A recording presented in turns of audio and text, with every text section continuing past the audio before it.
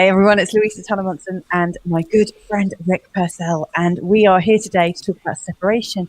And it's kind of ironic because for the first 20 minutes when we were going to meet up, we were actually separated from each other. I was broadcasting with no sound. What an ironic thing to do. You know, when we're talking about separation, I was separating myself from everyone. And then Rick, you couldn't get on, and when you did, you couldn't hear me. And we've had all sorts of issues. Welcome. How are you today? I'm doing fine, and it seems like the cyber gremlins are having a lot of fun at our expense. But we're here. We shall prevail. So separation. For the first 10 minutes, I thought I was being really clever and wise and everything. You know how we do. And I was sharing a story about how I recognised that I was separate, or how I was creating or co-creating the situations of separateness and the kind of cost that it has. I started it by sharing a little bit of what Chuck Spezzano says. Do you know Chuck Spezzano? No. I think he's a oneness teacher. He works with the Course in Miracles. He does a newsletter. Oh, okay. Right. And one of the things that he says about separation is it's dissociated independence. That really struck a chord with me because I've always considered myself to be independent and made a virtue of it. What are your first thoughts about separation? It's probably the penultimate symbol of crisis. Oh. Right. So let me give some background to that. Yeah. Without sounding all doom and gloom. No, please do. Because I realise I've been quite separate my whole life. So Right. I need to hear this, obviously. Well, our world is in crisis. We have crisis within ourselves, physically, mentally, emotionally, spiritually. Right? There is stuff that's going on that is contrary to where we want to be and what we want to do. And in fact, really, crisis is a conflict, and a conflict is two forces opposing them, or two ideas opposing, that results in a pressure and really a stuckness. So crisis represents in lots of ways a stuck perspective or stuckness, and it builds up where we put our hands together. It builds up as an energetic force. Yeah. So when I say our world is in crisis within ourselves, there's part of us that wants to be creative, wants to be loving, wants to have good relationships, and then there's another part of us that wants the exact opposite and self-sabotages us. Yeah. And that's can go on emotionally as well, carrying emotional baggage around with us that we don't need to. Physically, we know what's good for us, but we rather eat the stuff that tastes good. Yeah. So there's the crisis there. And then there's crisis between families with opposing ideologies, opposing viewpoints. COVID has brought up, immensely, this crisis between families, within families, and between families. Right? And that spread out into our communities, into our cities, into our nations, where there is, again, using COVID as the metaphor, there is the vaxxed and the unvaxxed, there is the black and the white, the gay and the straight. And I think we've talked about this before. All of these are manifestations of separateness. Yeah. And there's another one, and another big one, and that's the separateness from our Mother Earth, who provides us with everything we need, the basics of food, shelter, clothing, and transport, and every other imaginable luxury beyond that, and necessity. So there's crisis there.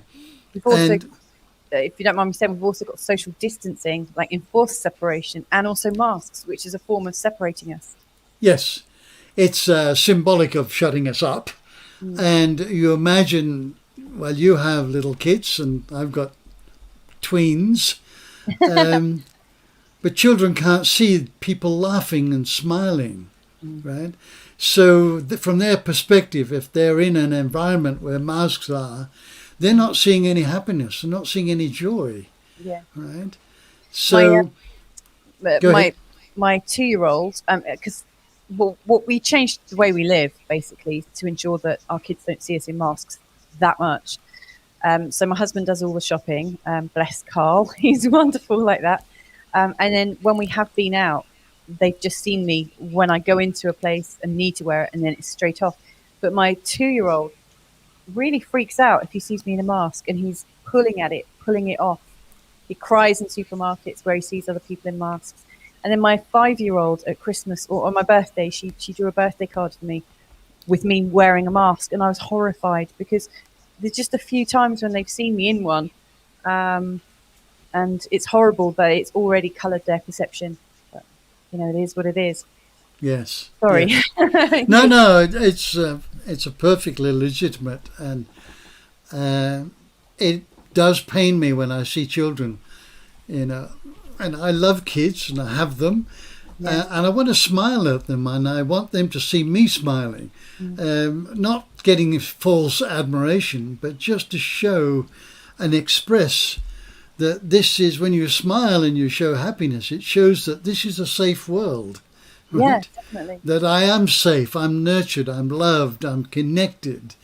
And that little mask is enough to break that connection. And then, as you say, social distancing, and then the mental aspect of and belief systems that we are now healthy, wonderful, healthy people are now considered to be a risk to vaccinated people.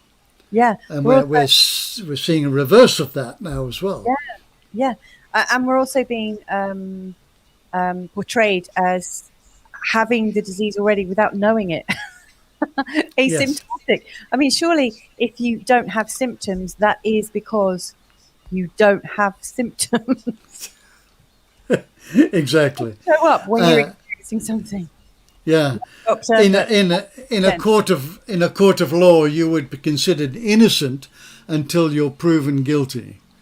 Yeah. In this day, you are considered to be unhealthy unless you, some way, some other form of it that is acceptable to authorities. So it's messy, isn't it? It's complicated. Very messy. I'm waiting for this to blow over. Yes. Not sure how it's going to happen. Yeah. But as I see more being taken away, freedoms that actually aren't freedoms, they're just birthright. As I see more and more of this being taken away, whilst the powers that be, or shouldn't be, are flaunting themselves maskless without social distancing at the G7, I think things are starting to come into the consciousness, the popular consciousness, and people are starting to say, hang on a second. Whoa, have I just imagined that? And then they go into a cognitive dissonance cycle. But there's me talking about them as they, again, I'm already sowing the seeds of separation in just what I said. It's really hard to do. Well, I think also that we need to make a difference between judgment and observation. Right? We can be very judgmental of people, but we can also make an observation, and with critical thinking, we can draw a conclusion. And of course, all that's based on our own perspective and our own point of view as well. That conclusion may not be correct, especially if there's been no dialogue. You've just assumed from what your perceptions of sight, you've drawn a conclusion, such as the egoic's mind perchance to judge people and be critical of them and criticize and what have you. Well, of course, the other big separation that we've been going through is this kind of censorship, the idea of cancelling someone or something that runs contra to a particular set of values. And it seems across the board. Yes. there is a popular narrative that has been promulgated by the mainstream media and those who have a vested interest in sowing that narrative. And then there's the alternative narrative, which says something differently. Yeah. And really, we should be very willing to look at both perspectives, because if you look at if this pandemic is global and is as threatening as considered, then why is the medical profession not addressing alternative medicines and alternatives to vaccinations? Yeah. Right? Why? Because we could have done that in March 2020. In fact, I did. Yes. I did everything I needed. I made potions and tinctures and all sorts of things, got well stocked up, and have, without fear of getting ill. Yes. Because I knew I could handle it, or I could handle it to the best of my ability. I had my own thinking in place. I'd done research, clear research. And yes, not a word of that in the mainstream media. Yes. And if you do dare, you will be deplatformed as being a conspiracy theorist, a quack, or the enemy. Seen as the enemy. So these are all elements of separateness. And it behooves us to look closely at this and see where we are internally being separate and externally separate, because at the end of the day, we're one human family, aren't we? Yeah. We're all brothers and sisters on this planet. And if you look at our DNA, which goes half from mum and half from dad, going back and back and back, then, we've got to be connected genetically as well to some degree. Yeah, and fortunately, we are also connected to our descendants who don't even exist yet. Yes. The potential of it, it's a continuous thread. Yes. So I always look for what is called the triune, the triune of good or I think I may have used it before. Let's take temperature, right? You can have hot and cold, right? They are measures of temperature. So the middle ground is temperature. It is neither hot nor cold. So the good and bad, masculine, feminine, day and night, right or wrong, the point of cohesion is that it all belongs to one. It's all one human family. Everything is connected to this one source.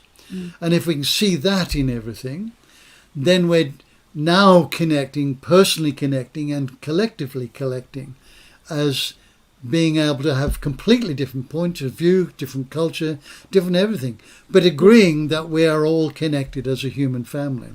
Yes. And the rascal behind this is the ego, because the ego, which is a false sense of ourself, so straight away we know the ego is telling you lies. If you listen to the ego and say, I'm not good enough, I'm never going to make it, I'm too old, I'm too young, blah, blah, blah. If we listen to that voice, that's a lie, right? Because as infinite beings, how could we have any finiteness or any limiting beliefs that would drive us? So the ego is a false sense of self. And one of the key elements of the ego is it likes to be separate from, right? So once the ego is desperately trying for us to get separate from our next door neighbor, right? Football teams. Why can't we go to the football and really admire and cheer good football? Does it matter whether they're wearing a different colour shirt and socks and sponsorship?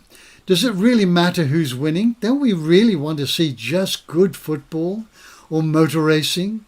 Right? The ego is competitive. It loves that. It loves because it separates us.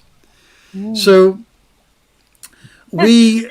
about it like that before. Of course, like we are encouraged to have a team, to have someone that we support, and people and the rest of the teams that we don't support.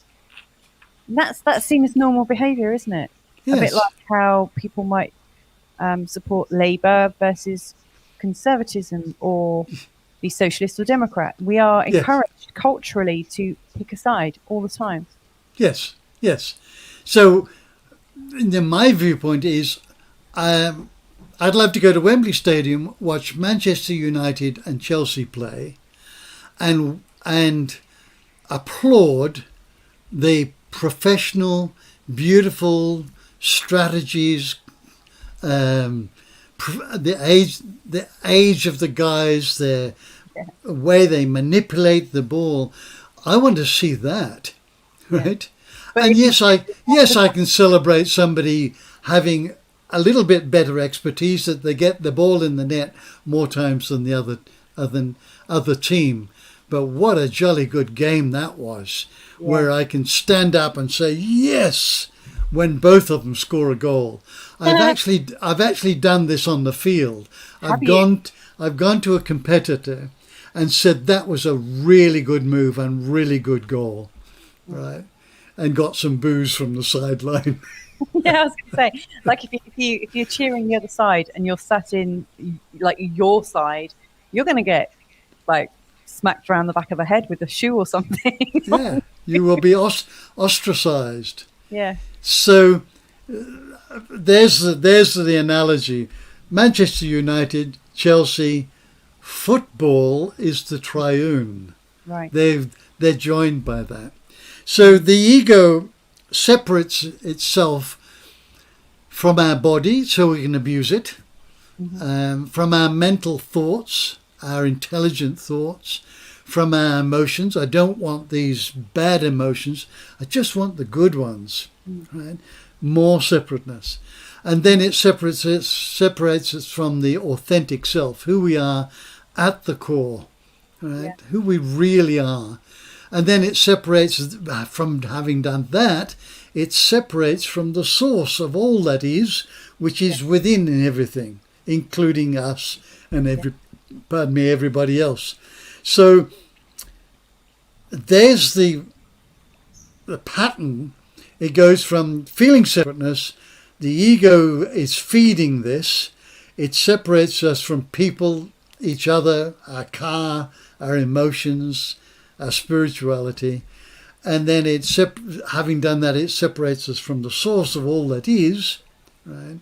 And we start then acting out unwise and unintelligent behaviors because we're separate. Now we can cause harm against the environment. We can cause harm against the next door neighbour. We can cause harm against the other team. We can cause harm within the family, within the schools, politics, everything. Right. So what do we distill that from? If there is the triune of causing harm and not causing harm, consciousness is the key. Yes. Leading us, more consciousness will lead us to more responsible conscious choices, which will result in more responsible, wise, intelligent behaviors. That's where we're heading. And I'm the eternal optimist. I believe we're going in the right direction. Yeah. I love that. Thank you so much. Because your understanding of separation went so much more deeply into it than I was actually considering it just from this morning. I was thinking of it very much in terms of my own ego, funnily enough. But it came up a little bit yesterday. Carl took the kids out for an afternoon while I was doing some work. And I was sent these pictures of them. They'd met a little girl in the park and they were playing. Finally, the playgrounds are starting to open up, you see. And they were playing, and my daughter and my eldest came home and said, the eldest said, "Mummy, I've met my girlfriend. I might marry her." Bless him, ever the romantic. And then my daughter was like, "I've met my best friend. She's great." And they both started to make a picnic for her because they're going to meet her today. And my son was, well, the both of them were going on about this lovely new girl, and she's like this goddess. And I said this comment, and Carl looked at me really oddly, because all of a sudden I had this sense of, we're homeschooling them or unschooling them, again, because we don't like the separation that you get at school. Even though they've kind of been separated from their peer group, we're trying to teach them unity consciousness and trying to teach them, we're trying to unprogram them before they get programmed, if you know what I mean. We're trying to allow them to make up their own minds and stuff. And so I said to my husband, he's going to experience heartache at some point, and it would be important to kind of get him ready for that at some level. And my husband said, why do you even need to spoil this moment for him right now? And I wasn't planning on spoiling it, but he was right. The fact that I started fearing already that he was going to get his heart broken, and that possibly it was better to be slightly cautious and slightly separate. In a rational world, that looks very sensible and like responsible behavior from a parent. But actually, if we are moving in the direction of unity consciousness, and us leaving behind these separate behaviors, then I need to listen up and think before I parent. So, may I ask you a question? Yeah. Putting on my coach's hat here. Yeah, do. What actually did you separate from there? I separated from the trust in life that my son could have his own relationships and that he could experience his own hurt, and that it was okay. And also I was remembering my own pain Right. of never being very accepted, but also putting up my own barriers because I thought I was going to get cast out straight away. And so I used to preemptively pull myself out of situations so I didn't get rejected. Right. I was like rejecting the social sides so that I didn't get rejected, which I was absolutely certain was always going to happen. And it's been a lifetime habit. Yeah.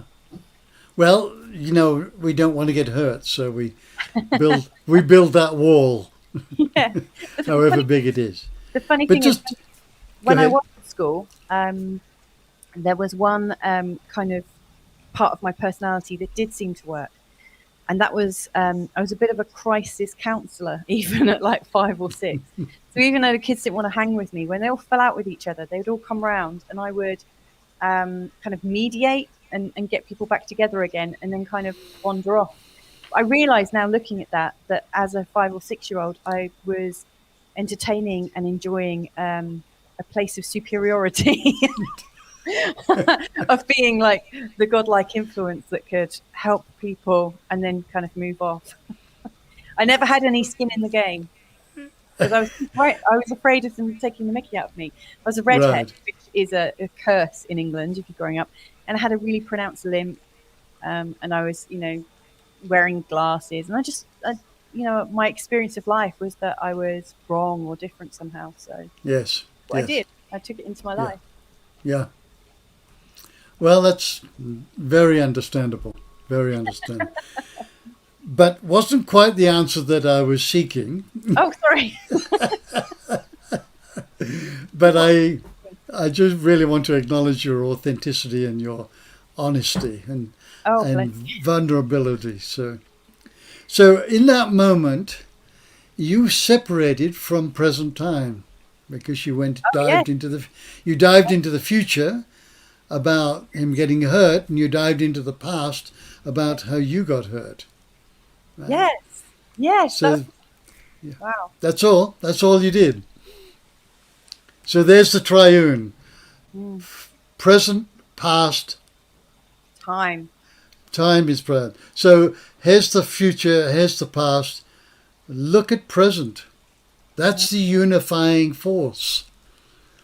Right? And the ego wants us in the future and it wants us in the past because you're too dangerous and you're too smart. You're too evolved if you're in present time. I can't get my claws around you, says the ego. Yeah. So this is why mindfulness is and meditation, the value of being in present time. And when we separate from present time, we find ourselves either in the future or in the past. And that's all that's happened. So all we have to do is, once we've shined the light of our awareness on things, oh, I'm in the future here, right? These kids are talking about something they're excited about. I was so excited. And part of me is in the future and the other part is in the past. Where am I being present for them in that moment? Sorry, not in that moment. No, I definitely wasn't. I did take them around the garden because they wanted to pick some, the physalis fruit. It's called a Chinese gooseberry. We've got loads of them growing around the garden, and the kids wanted to put them in the picnic. So we went collecting physalis together. They're so excited and romance. Beautiful. Both of them. Beautiful. We certainly don't want to curb that interest, excitement, curiosity. Yeah. We want to use those children to remind us that we've still got that in. Let's remain curious. Let's get excited about life. Let's bring some passion into life and know that we don't know what's going to happen later on today with 100% certainty. And certainly we don't know what's going to happen by the end of the year with any great certainty. And there's absolutely nothing we can do about the past. We can't change it. So the only moment that's important, and what are we going to put into it, the opposite of fear, which is coming from the ego, is love. Done. Fantastic. Done and dusted. Yeah, I love it. I love it. And, where am I right now? I'm here with you, chatting about separation and unity. Yeah. I love that. Thank you so much. That's it. I think, it's not rocket science. We just have to look at where am I at the moment? Am I truly being present for my partner, for myself, for my children, for the world, for the earth? Am I truly being present? Now let me put a proviso, because it is good to postulate what the future could look like. Because my career if we don't do that, I'm working on a program which is called the Regenerative Renaissance. Yeah. We want to regenerate and have not a revolution, but a renaissance, right? And to do that, I have to look into the future and imagine, and curiously imagine, what could our future look like, right? Where in my lifetime, this lifetime, I haven't seen it. There's been no peace in my lifetime. 75 years I've been on this planet this lifetime, and I've never experienced peace. There's always been either a war or skirmish somewhere. So here I am now postulating, what would peace look like? Yeah. And I can get a concept of that. And the opposite direction is, what was that song? I love that song. It always brings back a great feeling in me. So I go bring the past up into present time and see it. So, and the future is being actually brought up into present time. But in this linear world that we live in, it appears that we have a past and we have a future. Yeah. So we want to be able to access that. In essence, we're not going back to the past or into the future. We're bringing those into this moment of now, this precious moment of now. I like that. Like bringing the past and the future and integrating them into the present. Yes. Okay. That's, we want to create a future, and we want to pick and choose that which has served humanity from the old paradigm. And we don't want to throw that out like the baby with the bathwater. Yeah. We want to look at the past and say, what has worked? Permaculture works, gentle birthing works, indigenous wisdom works, conservation works. Well, don't throw those out. Let's bring those with us. Now, how can we build on that? I'm interviewing a permaculturalist this afternoon, actually, so I'm really looking forward to that. It really is the answer, or a answer. Yes. Sorry, I interrupted you. No. So everything's happening in present, and we have the ability to draw elements of the past into present time and look at them and see them. And we have the ability to postulate what the future could look like, a beautiful world for ourselves, our kids, and 7 generations ahead. Let's hope So so. we're not separating from anything. Right? We're just being present with the ideas and bits of music, interviews, writing, drawing, painting, gardening, swimming. Just as long as we're being present in present time. The ego's not present. There is no problem. I've got a question that kind of rears its head for me from time to time, and that is like the idea of polarity consciousness, and the contrast, and spiritual bypassing. So there's lots of people out there that I know and love who are absolutely, talking about oneness and sharing it, and I think it's almost like they're in the 5D already in their heads and their hearts, but their physicality isn't. And and sometimes I think, well, hang on, how can we advance if we're not prepared to review what's also going on in the world? And there seems to be a lot of people that are all sweetness and light and happiness that actually refuse to look at any of the darkness, like refuse to look at the shadow, who are just saying, but if I focus on it, I'm going to bring more of it in. So I must stay light and up here. And I understand both arguments, I guess, because I'm trying not to be separate about it. I can see that both are right in their moment. And yet I do see a problem with not acknowledging what might be going on, because yes, at one level, it doesn't matter. And, and this too shall pass, and, we will eventually die, and we'll be just part of the cycle of life as we are. So yes, I understand that at one level. And I also understand that the humanity and the beautiful nature that we've got here is sacred. And I can see that happy thinking on its own, I don't think that's enough in our 3D world. And I might be wrong. But I just wanted, your take on it. I go between the two, or try to integrate both of them into my life. So I've got my eyes on the prize, but I can still see some of the present dangers and also opportunities around me. Yes. what would you say about that? You've just answered your question. We are multidimensional beings. A human being can experience up to 12 different dimensions. And again, they're not separate, because, like using the analogy of cutting an onion down from top to bottom, each one of those layers is touching and is important. No one is better than another. Yeah. So that's how I see the dimensions, not as a vertical, right, but more as a horizontal aspect, right? So the vertical aspect of spirituality is hierarchical, and it's spiritual egotism, in as much as, well, I'm more evolved than you, and blah, blah, blah. So I'm going to have a baby in a second, just to let you know. Yes.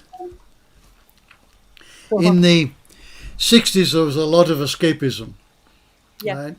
And I'm witnessing and observing a very similar trait occurring now, because the more painful this planet is, the more crisis there is.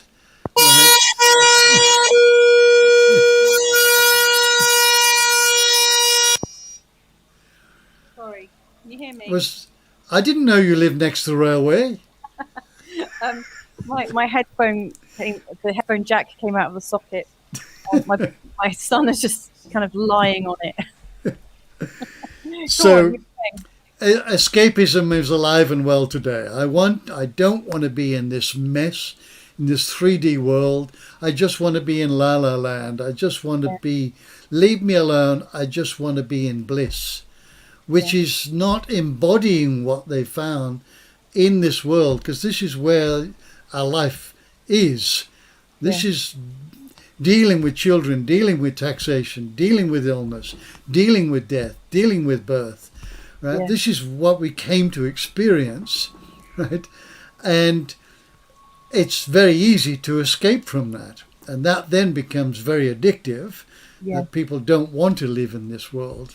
So that's not integrating. I come back to my definition of spirituality. It's just being authentic. Right. It's not how many yoga poses you can master and books you've read and silent retreats you've been on. It's how authentic are you. So if you are denying one world, this three-dimensional world that we're living in, and yes, it's challenging to want to just live in some spaced out five-dimensional world, then you're in denial, and now you get caught up with wanting to take more and more stimulants to keep you in that place, right? Where life is not like that. It's a roller coaster, right? But the more conscious people become, you don't have such steep hills and valleys, and we're all going up on a trend, an upward trend.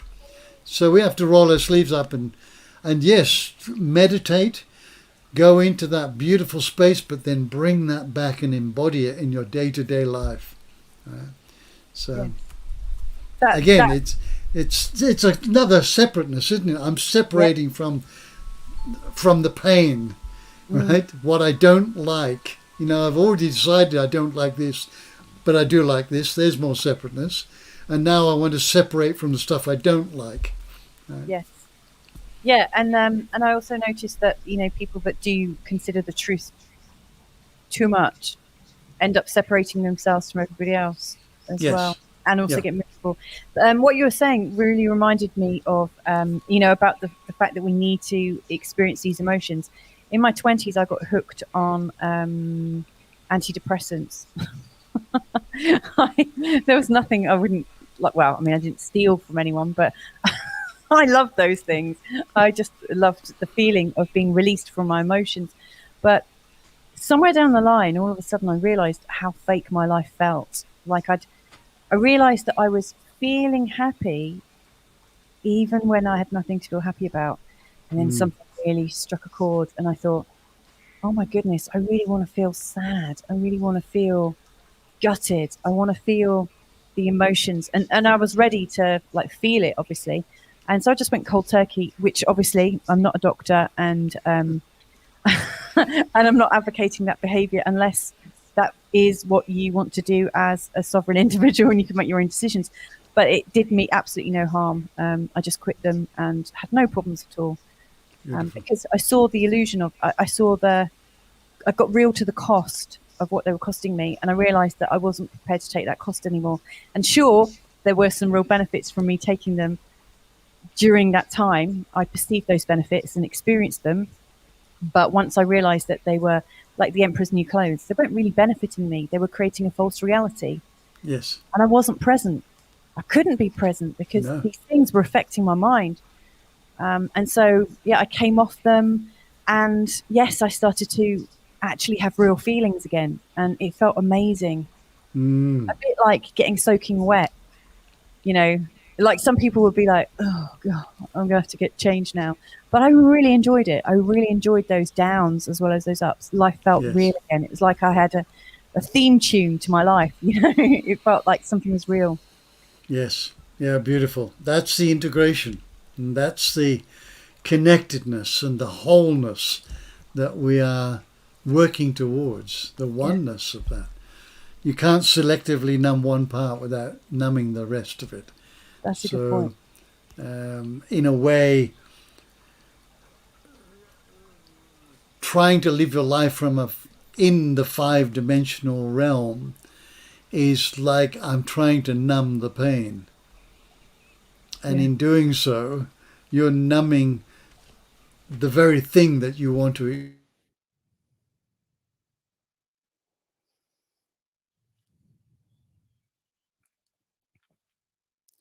Oh no, I have a feeling that was going to be really insightful. Come back and finish your sentence. Oh no, these things do happen. We are connecting in between Portugal and Bali has a notoriously up and down Wi-Fi. So unfortunately, it doesn't look like we're able to hear the rest of Rick's story there. But let's just recap on some of the things that we've spoken about today. So we've been talking about how we can be separate from things. So we've spoken about separation can be seen in the ways of self-sabotage. It can be dissociated independence, like where we have that as a virtue. And in fact, it's just a behavior that allows us to feel superior and to feel separated. We've also got ways of making ourselves feel better. Sorry, I'm just trying to get Rick back in the room. 1 second.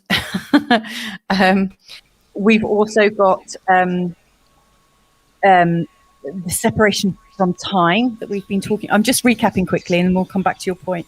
And also how separation, when we feel separated about something, it affects us on a body, mind, emotional and spiritual perspective. And so we've been talking throughout this about how we can integrate. Rick was talking about the triune, which I can barely do because I'm breastfeeding a 2-year-old. There you go, the triune. So you have like one part of the puzzle, like past, and then you have future in the other one, and then at the top, the thing that's holding it together is the present. And so we're trying to bring everything into the present so that we don't experience that separation. Rick, you were just sharing something really magical, and then we lost you. Oh dear, do you remember what it was? No, because I started reading. Because there was a significant break in our communication. Oh dear. About it was great. I wish I could just go back in time, but no, it's gone. It's gone. I'm separated from it. It'll come back though. We're coming up to the end of the hour, and obviously we didn't get started. Sorry, this is my son that's messing around with the mic stand. Little imp that he is. But do you want to share a funny separation story? If you've got like a personal anecdote about when you've been separated and what you've learnt from it, or shall I share some of the Louisa Hall of Shame ones? You go first. Okay. I'm trying to think. Because I felt bullied at school, and I believed I was different. Like I mentioned earlier in the show, that I used to separate myself. But what I learned along the way was that my separation, it stopped me from needing to trust others. It's not really a funny one, this one, kind of what I've learned. It stopped me learning to trust others. It stopped me being vulnerable. It kept me safe, but it kept me away from people. And we now, as a consequence, live our life in a sort of very attached way. And I think people talk about codependency. I think codependency and the sort of like negative aura of codependency in the Western world is actually a bit of a gaslight. I think we've got these ideas that we shouldn't be codependent because all of these terrible things are happening. And I actually think it's this, a system that wants us all separated is trying to say, "Ooh, don't be codependent, that's terrible." But we are living in a way and trying to bring our children up to understand that they are good enough and that they can trust in their good fortune and that they can trust that we'll be there and that they can trust that all of their needs will be met. And we know nature does that, but we're trying to show them that humans do that. And obviously we're not unconditional, but we do our best and we stick around to have the conversations, whatever happens. So that's kind of how I've integrated my learning about my very separate past. When you believe in your own separation and your need for it, when you find your partners, you'll find partners that you aren't very connected with, as I did. Yes. I was very connected in friendship, but that relationship that I had for 11 years wasn't going to go anywhere. It was always going to stay at a certain level of closeness because I couldn't allow it to connect. So. Yeah, beautiful. Thank you for that. That's okay. Mine was, I was the black sheep of the family and never fitted in. This was my mantra. I never fitted in.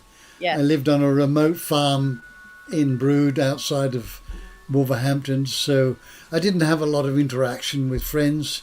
I had acquaintances, and probably today I have loads of acquaintances and very few close friends. Yes. You're included in that circle. You're on my list of restricted friends as well. So in fact, I separated myself a lot.